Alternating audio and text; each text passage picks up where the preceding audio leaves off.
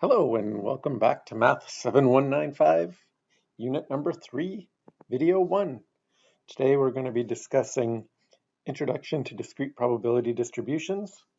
We'll talk about the meaning of expected value, and we'll talk about a special case of a discrete probability distribution called the binomial distribution.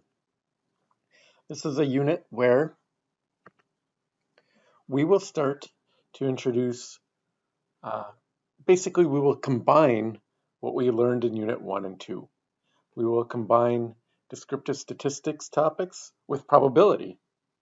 So when we were learning about data distributions in Unit 1, now we will form these new things called probability distributions in Unit 3. So by combining Unit 1 and 2, we create Unit 3. It's rather nice in that a lot of the topics that we talked about previously will now sort of come back around and we'll get another chance to learn them.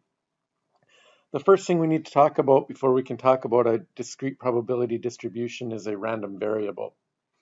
A random variable is basically a numerical description or a numerical outcome of some sort of statistical experiment where probability is involved.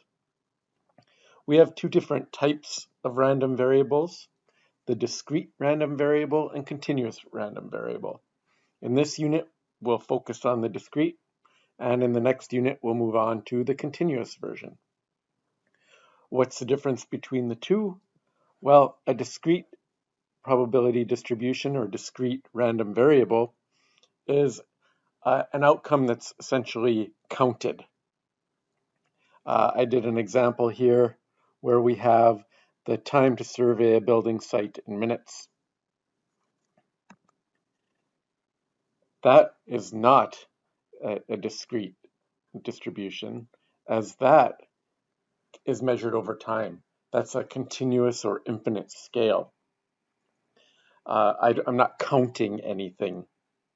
But my second variable here, number of mining technologists who know the atomic number of iron in a group of 6, that would be something that's counted. Maybe 2 of my mining students know something about the atomic number of iron. Maybe sometimes if I grab a group of 6, only one of them knows something about the atomic number of iron. So we'll call that discrete because there are no values between our counting numbers. In the continuous case, we will sort of describe these things using smooth curves, and in the discrete case, we'll be looking at histograms. So we will basically plot the outcomes of these variables. So that's what a probability distribution is. It's a way, we're essentially looking at the shape of probability by plotting a histogram for each outcome. Here's an example. I guess it's really a bar chart, not a histogram. When you have a histogram, we tend to have ranges on our x-axis. A bar chart is simply an individual category on that axis. So here's an example back to my mining students in a group of 6. I poll a group of 6 and sometimes no one knows anything about the atomic number of iron. And other times all 6 do. I've listed all the possible things that can happen. Sometimes none know anything about iron, sometimes 1, sometimes 2, as many as 6. I've listed all the possibilities, and I've listed the associated probabilities of each of those events. So you'll see oftentimes, or most often, it's 1 out of 6 will know something about iron, and it's very rare that all 6 do. So I have this distribution in chart form, or I can build this nice plot. Again, I probably don't have a very good title going here, in that I probably should have given this a title that was more descriptive, something to do with, describing what this plot is all about. What is X? What the title should talk should explain what this is about. But since right now we're talking about discrete probability distributions, here is an example of one of those. What we're supposed to get from this plot, we are now looking at analyzing these things like we did our data sets in Unit 1. We'll look at its shape. We can see that this distribution appears to be a bit skewed to the right. We can identify, where is the middle? We can identify, how spread out is this data? Is this have a wide amount of variation or a narrow amount of variation? So the topics that we discussed earlier, like mean and standard deviation, we will also have for probability distributions. Some requirements for these things, well, we have to list all the possible outcomes, and the total probability better equal 1. And you better always live by the probability rule of having probabilities between 0 and 1 inclusive. The middle, or mean, of a probability distribution is, I left out the subscripts, it's the sum of each outcome times its associated probability. So I probably could have said, I goes from 1 up to n, where n is the number of outcomes. But just to keep the formula, compact, I left the subscript out. This mean is also known as the expected value. So we're going to use this term quite often. What is the average occurrence, or what is expected to happen? We will also have a formula for the variance here, where we're looking at sort of the weighted distance away from the mean that a typical score is. The mean is just a weighted average, each outcome times its weight or probability. The variance is just summing up these distances away from the mean and weighting them with their probabilities. I gave the variance there, but more often we would write the standard deviation, as the sum with the square root.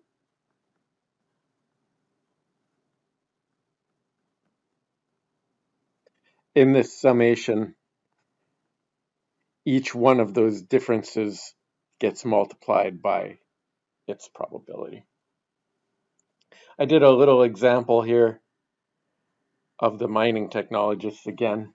Some of you might be wondering why I put that 0 plus in my data set. Why didn't I just put 0.00? It was mostly just to remind me that this data probably was collected by an experiment.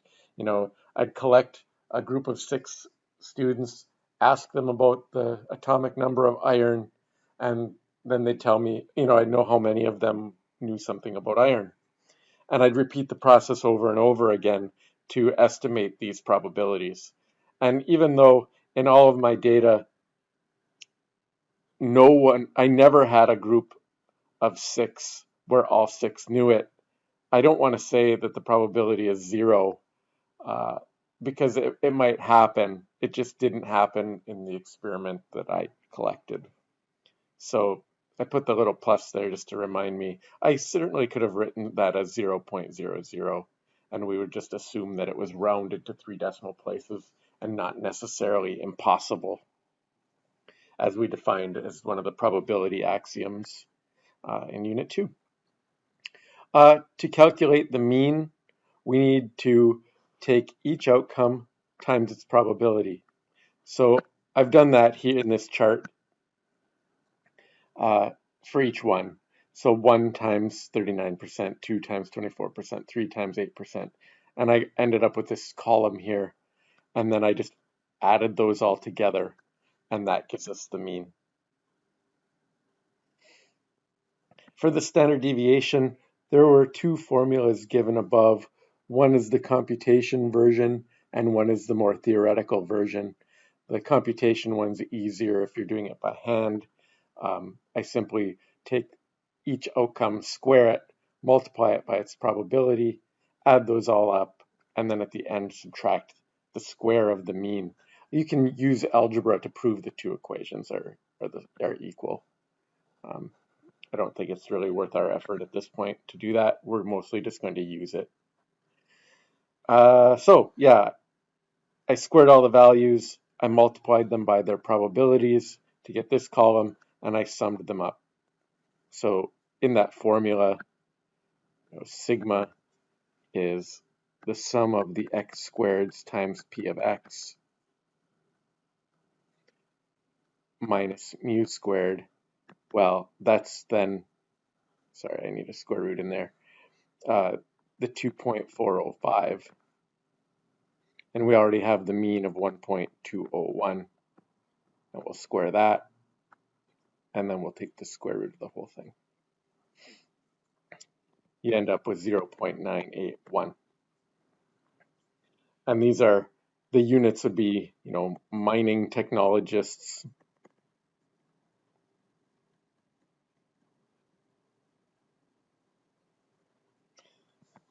The average distance away from the mean of 1.2 is approximately 1. So this is an indication of how spread out your data. You have a mean of 1.2 and a standard deviation of 1. That's, a fair bit of variation. It makes it somewhat difficult to predict what's going to happen. But we still can go, 2 standard deviations of each side of the mean, although we get into some sort of trouble because we're restricted by, obviously, we can't go below 0, the skewness of this data. So the summary here, I guess, is we expect that if we survey 6 mining students, that about 1.2 of them would know the atomic number for iron. That's on average what would happen. If we had to make a guess, that's what we'd go with. If we went back and took a peek at our plot, it makes sense. The mean is 1.2. That seems reasonable. The standard deviation, is 0.98 something. And that seems to make sense. If we go 2 standard deviations to the right of the mean and 2 standard deviations to the left of the mean, you notice that we get almost all the data. So all that stuff that we had talked about in Unit 1, related to the empirical rule and Chebyshev's theorem and whether a value is unusual or not, we can revisit all those topics using these probability distributions. In fact, that's what this first example will be about. I do a little experiment. I grab 6 mining technologists in the hallway. I say, do you know the atomic number for iron? And of the 6, 3 of them did know the atomic number for iron. Is that unusual? We have a couple of options here. We could calculate a range of values that we thought would contain, what is a typical outcome, or we could calculate the z-score and interpret that. Let's go with the z-score version today. Remember, z-scores are x minus mu over sigma. It's the number of standard deviations an outcome is away from the mean of those outcomes. In this case, I had an outcome of 3. I observed this, and I'm trying to determine whether or not that's unusual. So that's my x. We determined the mean on the previous page. It was 1.201. I'm going to add a few, extra decimal places during the calculation, and then we can maybe round it at the end if need be. The standard deviation was 0.981. When we do this calculation, we get a z-score of 1.83. It's positive. So now we need to interpret z-scores again. Remember when we had a bell curve? We said if your z-score is between -2 and +2, That's usual. If you don't have a bell curve or unknown, we widened our criteria. We didn't want to call something unusual until you ended up with a z-score more than 3 standard deviations away. So it sort of depends on the shape of the distribution, which criteria you use. In this case, because our z-score is 1.83, regardless of criteria, we're going to conclude, oh, I wrote unusual here. This is also usual. Sorry. I'm giving you the criteria for what is a typical score, depending on the distribution that we're dealing with. In this case, 1.83 is not unusual by either criteria. If the data is a bell curve, this isn't unusual. If the data is something else, this isn't unusual. In fact, this isn't a bell curve because we saw the shape of the distribution. So we really should be using the criteria for other anyway, because we recognized that our data was skewed. So, but either way, we would at least come to the same conclusion. Uh, it was not unusual.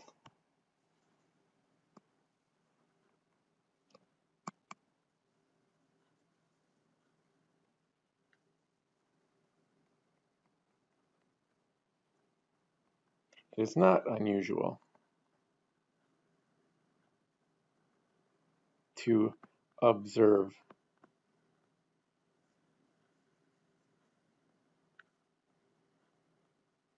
three mining students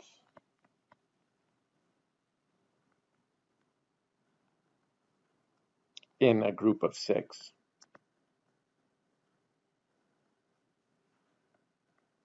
who know the atomic number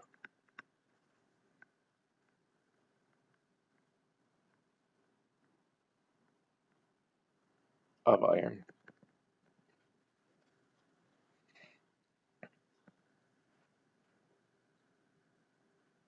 And we're basing that off of, essentially, we're applying Chebyshev's theorem. This rule here that we highlighted was essentially Chebyshev.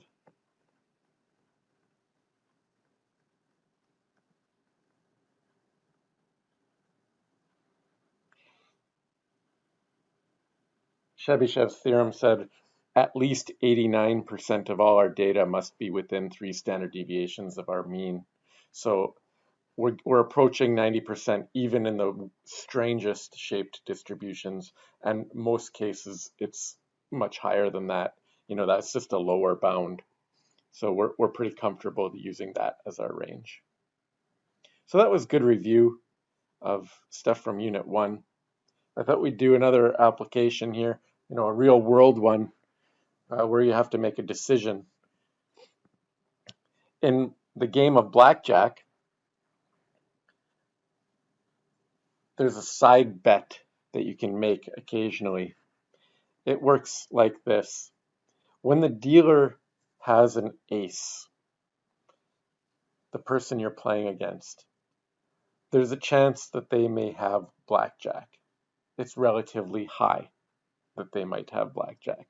So they offer you an opportunity to make a side bet on whether or not the dealer has blackjack. Now, some of you may not know what blackjack is. It's just an ace with any of the 10 valued cards. And when you're playing blackjack, tens are tens, jacks, queens, and kings. So there are several tens when you're talking about blackjack. And blackjack is 21, and an ace is an 11 in this game. So to make a blackjack, you need an ace and a 10, but any kind of 10. The question is this a good thing to do? Should you ever make this bet?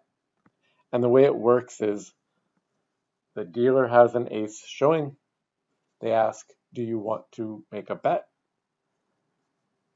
And you are allowed to bet up to as much as your, or up to half as much as your, however you have bet on your hand, but that doesn't really matter. Whatever you bet, the dealer will pay you 2-to-1 on your bet. So if you bet $10, they'll pay you $20. If you bet $5, they'll pay you $10 if you win. Alternatively, sometimes you lose, and whatever you bet, you lost. So I thought we'd try to analyze this a little bit. I thought we'd do an example of, let's try to figure out on average our profit if we're going to bet $5 on insurance if the game only involves one deck of cards, just to keep it simple. Most casinos, use more decks than that, which makes this a little trickier to do.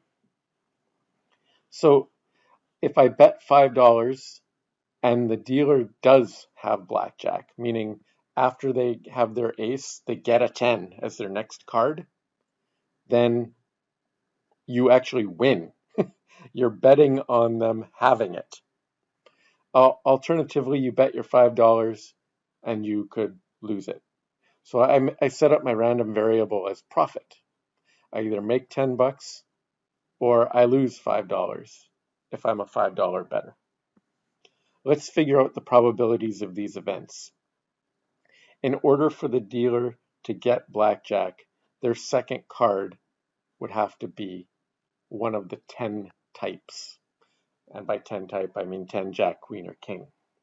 So to figure out the probability of them actually having blackjack and you winning this little bonus bet, we can figure out how many different ways are there to get a 10.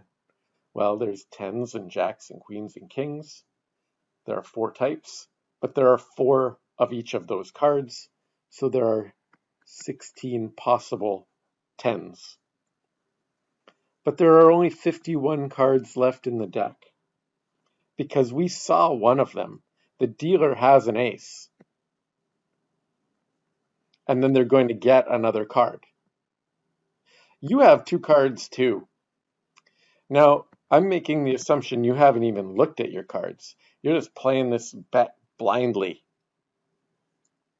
which is probably a bad idea, as we'll see. Sometimes we'll lose our $5. Well, that's all the other times. When the dealer gets their second card, if their second card is anything but a 10, you're going to lose. Well, that's the 35 remaining cards out of 51.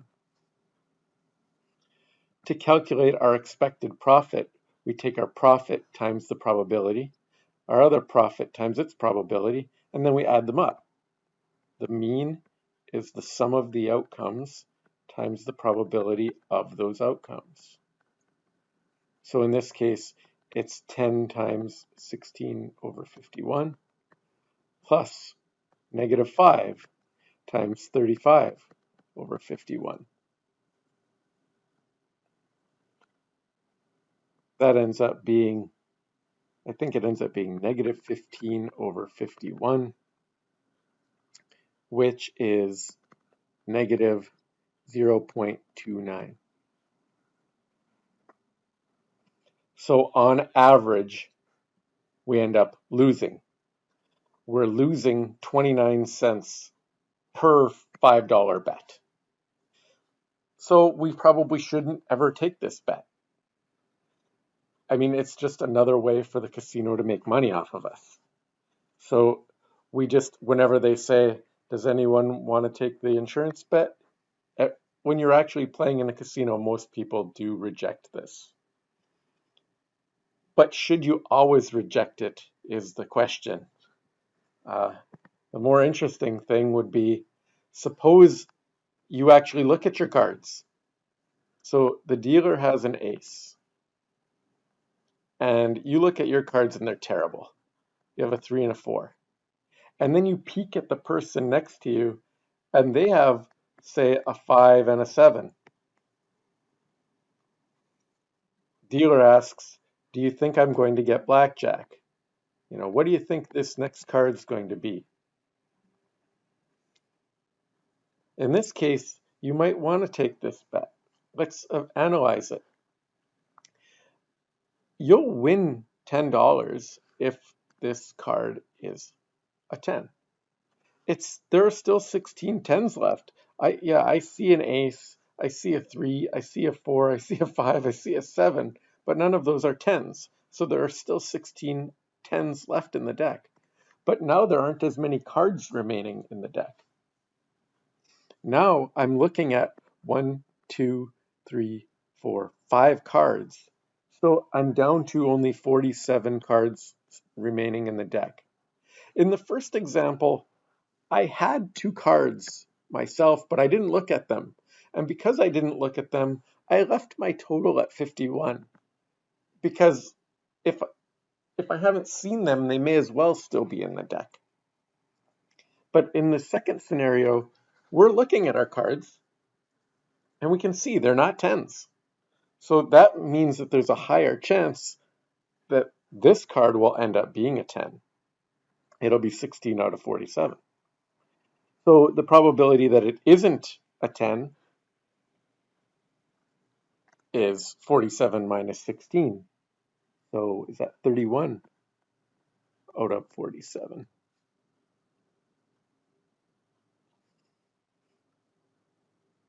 Multiplying these across, you get 160 over 47. You get negative 155 over 47. This is x times p. So our mean now is 160 47ths plus negative 155 47ths, leaving us with 5 47ths, which is a positive number of 11 cents. In this situation, I should take this bet. If I could play this bet all day long with this information, I would be making 11 cents per time I was able to bet it, on average. Sure, I can't make 11 cents on any given time. Sometimes I make 10 bucks, sometimes I lose $5, but if I can play it over and over and over again under these exact same conditions, I'd be making 11 cents per time, and maybe I could quit my job. I'd start betting $1,000 per time, to boost this up. But the downside of this isn't always a scenario. Sometimes I make 11 cents, sometimes I lose 29 cents. On average, taking the bet is this, you're losing. But there are at least certain times when you'd be a winner. So card counters keep track of the number of tens that have been played or not played, and they evaluate this bet each time they are offered it. And sometimes they might take this bet, and sometimes they might not, based on what they can see. It's fairly easy to evaluate this bet with only one deck. You can see that just a few cards changed this result dramatically. Knowing 4 extra cards was all I needed in order to make this decision and to make money off of the casino. This is the most likely reason why casinos use more than one deck. Because if you are able to view 4 cards out of one deck, that's significant. But if you view 4 cards out of 6 decks or 8 decks, it doesn't change these probabilities enough, and you end up never having an opportunity to make this bet, because it would be rare that you'd have enough information to overcome the typical loss that you get in this bet. So yeah, there's card counting 101. Card counters use that information to make decisions about their hands too in blackjack. When should I hit and when should I stand? We all know that in blackjack you don't want to get a total more than 21. But It's so terrible when you're sitting there with a hand of 16 and the dealer has a 10 showing. The chances that you're going to win this hand are so low uh, that most people will say, oh, I want to hit it to try to make it better so that I have a chance to win. And then, well, then there's other people that are like, well, I can't win anyway. I might as well just ride it out and hope the dealer busts. But if you knew how many tens were left in the deck, that would change what you did each time. So that's another example of ways to beat the casino, and a fun example of expected value or mean value. We have another example here. This is we were talking about sort of the general case of discrete distributions. Now we can move on to a more a specific case. There's a discrete distribution called the binomial distribution, which is just a special discrete distribution. Our outcomes in a binomial distribution are limited. We only have two choices. You win or you lose, you live or you die, true or false, you pass the test, you fail the test. To make it into a binomial experiment, we need to repeat it over and over again. So multiple coin flips or multiple chances to win or lose, multiple chances to live or die. We'll call these, binomial experiments or Bernoulli trials, where we'll repeat something a fixed number of tries, say n times. The results will either be success or failure, so two outcomes. N trials, two outcomes. Outcomes need to be independent of one another. This is something that wasn't true in our cards example. Every time I drew a card from the deck, it affects what might happen next. But in a binomial experiment, we can't have that. We need each trial to be independent of any other one. And we also need the probability to not change. So the probability of a success will be P, and the probability of a failure will be Q, or 1 minus P. And by success, I just mean the thing that we're interested in. And by failure, it's just the opposite of whatever is of interest. If I'm interested in, the number of students in my class who will fail this course, a success then is a failing student. Uh, and the probability of that success, I hope, is very low. So we have to be careful just to define everything, properly. The classic example of a binomial experiment is repeatedly flipping a coin. So I'm going to flip a coin 10 times. Is it a binomial experiment? Sure. I did 10 trials. Flip 10 times. And I have to be interested in something, so I'm going to say I'm interested in the number of heads. So a success is getting heads. But there are only two possibilities, heads or tails. So two outcomes. The coin flips are independent of one another. Even if I flip 6 heads in a row, the next one doesn't care what happened before. So we can have our independence in position 3 here, requirement 3. And probability never changes. It's always 50-50. It doesn't have to be, for a binomial experiment, they don't have to be 50-50 outcomes. In my example of you passing the course or not passing the course, I hope those two things aren't equal. The probabilities in a binomial experiment are calculated with the following formula. I want the probability of a certain number of successes, X successes, in N trials. That can be found by figuring out the probability of success and raising it to the power of successes you need, determining the probability of failure, raising it to the number of failures you need, and then multiplying that by all the different permutations that could occur. Excel has a handy dandy formula. You'll have a lab on that coming up soon, where you can use these the syntax for binomials. In fact, I might even try it today. Uh, let's see how our time is going. So the formula looks a little, intimidating maybe at first, but it really isn't too bad to do those calculations. Before doing any calculations, I thought I'd show you, we're talking about a probability distribution, which means shape. So I thought we'd look at the shapes of these things. It depends on the different parameters. You'll have different probabilities of successes and different sample sizes. So an example of flipping a coin 100 times is given right here. The probability of success is 50%, and I'm doing it 100 times. You'll see that that distribution is pretty symmetric. It looks like a pretty nice bell curve. But when my probability of success is lower, say I had a really unfair coin that only had a 10% chance of being heads, well, then I would expect that the categories that were low would be the most common results.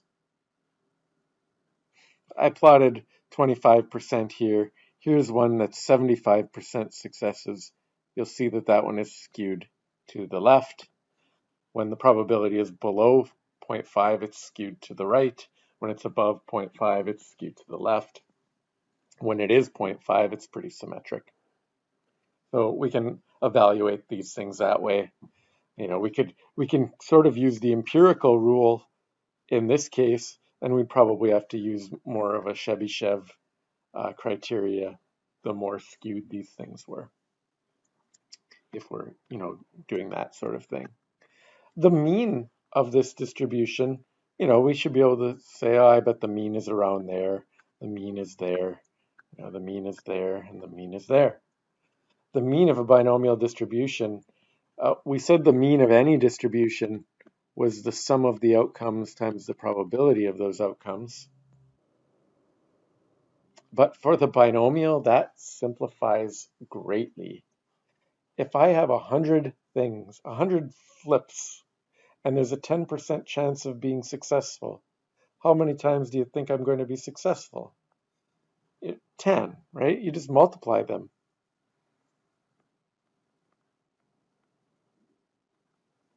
Which is a really nice formula. In the second one here, 25% of 100 things, 25, right where I thought the middle should be. Here's an example of 50% success, 50 out of 100, 75%, 75 out of 100. So the mean is really nice to calculate when it's a binomial probability distribution compared to what we had to do before, where we had to calculate each outcome and then multiply it. Find each outcome and multiply it by its probability and add them all up.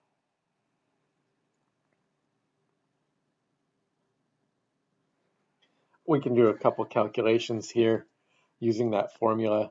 Suppose I know something in general about mining technologists. I've been studying them for years and years, and I find that 20% of them know something about iron. The probability of successfully knowing something about iron is 0.2. And I'm going to look at groups of size 6. So I randomly select 6 mining technologists. On average, I know from experience that there's a 20% chance that any individual would know something about iron. The question here is asking me, what's the probability of getting 2 out of 6? So let's let X be a random variable. That's the number of mining techs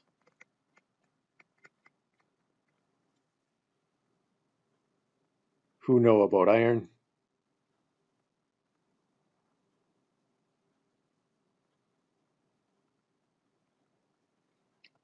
In a group of n equals 6. We want the probability of getting X equals 2. Now, I think I can do this without the formula directly if I reason this out. Basically just using the probability rules that we already learned. There's a 20%, leave a little space here. There's a 20% chance that someone knows the atomic number of iron. I need 2 of those people. So there's a 20% chance that one person knows it and a 20% chance that another one knows it. So I'm multiplying the 2 together. Then there's an 80% chance that they don't know anything about iron. But I need, in my group of 6, I need 4 people not to know it. 2 people know about iron, 4 people don't. Now, I'm sort of imagining it as like I have my 6 people.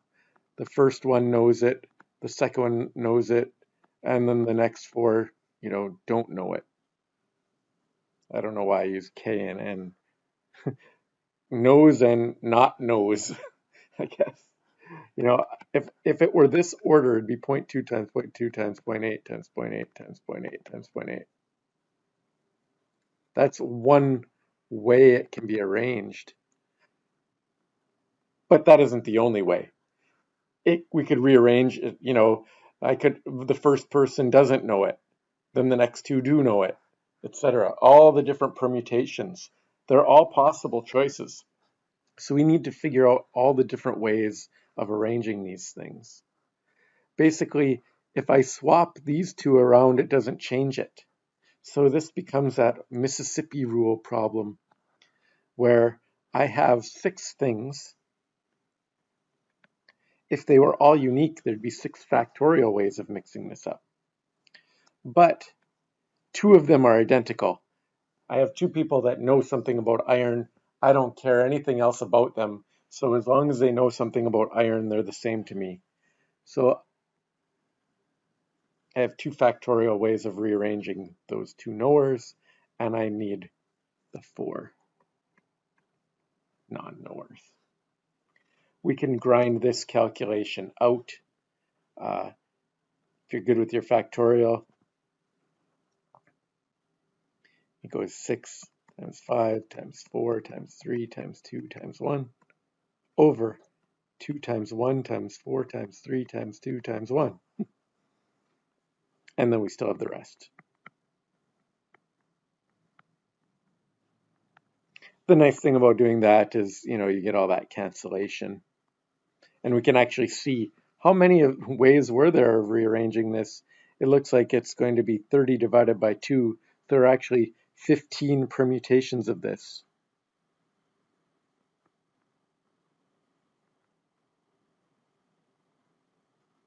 And then we get our answer. So 15 times, 0.2 squared and 0.8 to the 4th. Stick that into your calculator and you get 0.24576.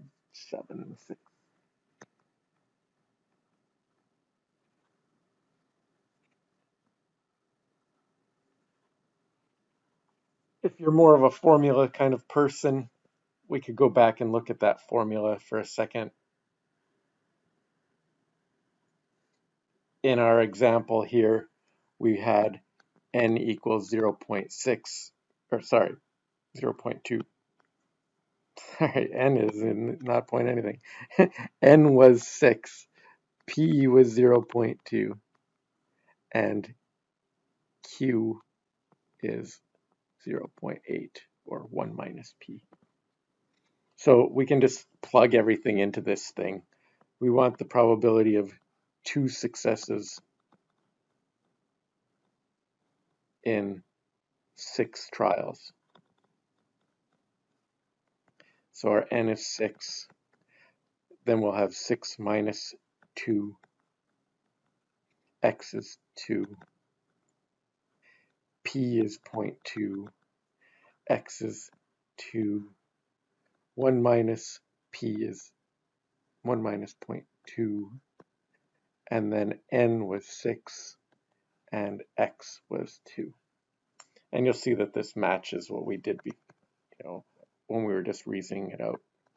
So it's 6 factorial over 4 factorial, 2 factorial, 0.2 to the 2, 0.8 to the 4. exactly the same as what we did. So you're welcome. If you're more of a formula-focused person, go ahead, plug the numbers in. I've posted a formula sheet for you. This formula is on it. Keep an eye on that as you're doing your problems, and that will make things easier.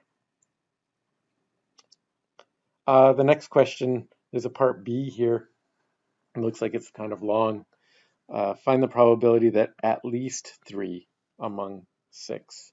So defining our random variable the same way, we want at least 3. So that means x is 3 or more.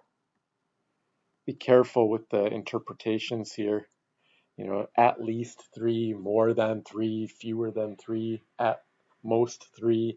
You'll have to convert all of those, English sayings to math sayings here. And if you mess up your greater than or equal to, you might get it wrong. What is that then? X equals 3 or x equals 4 or x equals 5 or all 6 out of 6 knows something about iron. Now we would have to calculate each one of these. Basically, this ugly equation above, we have to do 4 times. So maybe this is an opportunity for us to try the complement. Maybe that would be easier. If we say the opposite of at least 3 would be x less than 3. The opposite of greater than or equal to is less than. But something is unique about this situation because we have a discrete case. If you're less than 3, you're really 2 or less because there's nothing between 2 and 3. You can't have 2.2 mining technologists. This doesn't look like it helped us that much. We need to calculate 2 successes, 1 success, and don't forget about the possibility of no successes. It's easy to forget that one. If I give you a multiple choice question, I'm going to give you, and one of the choices will be forgetting this, just because math teachers are evil.